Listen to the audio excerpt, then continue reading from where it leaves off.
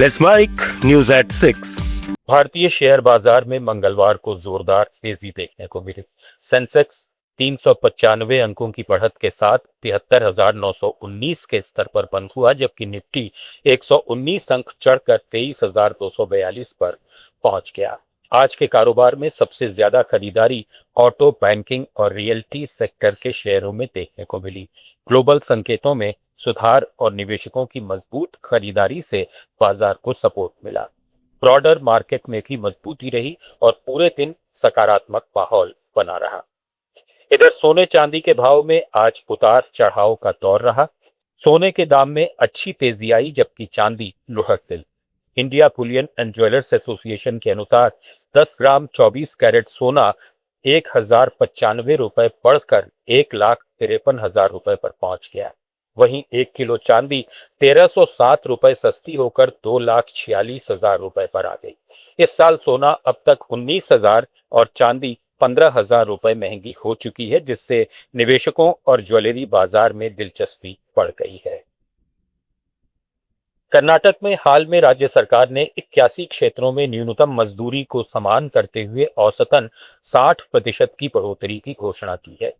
इससे अब बेंगलुरु में अकुशल मजदूरों की मासिक न्यूनतम मजदूरी 23,376 और छोटे शहरों या ग्रामीण क्षेत्रों में 19,318 रुपए हो गई है, जो महंगाई को ध्यान में रखते हुए एक सकारात्मक कदम है। ये बढ़ोतरी उपभोग बढ़ाएगी, घरेलू मांग मजबूत करेगी और औद्योगिक शांति बनाए रखने में मदद करेगी। हालांकि वस्त्र, बीड़ी और अगरबत्ती जैसे कुछ क्षेत्रों को इसमें शामिल नहीं किया गया है। त्रिपुरा ने पिछले वित्त वर्ष में देश विदेश के बाजारों में जैविक कृषि उत्पादों का निर्यात कर 17 करोड़ रुपए कमाए हैं।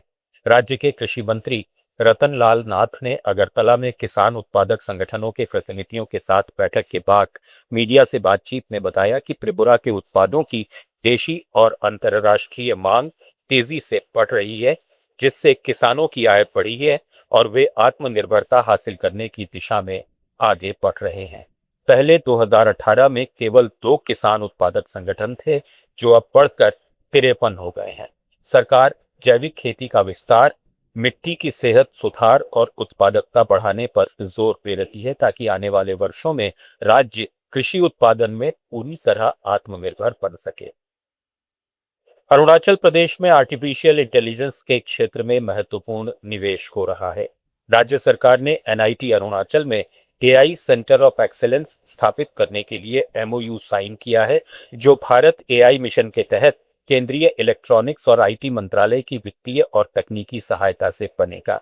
ये केंद्र research innovation hub, startup incubator और स्किल डेवलपमेंट सेंटर के रूप में काम करेगा, जिससे डिजिटल अर्थव्यवस्था को बढ़ावा मिलेगा, युवाओं को रोजगार के नए अवसर पैदा होंगे और सरकारी सेवाओं में AI आधारित समाधान लागू हो सकेंगे।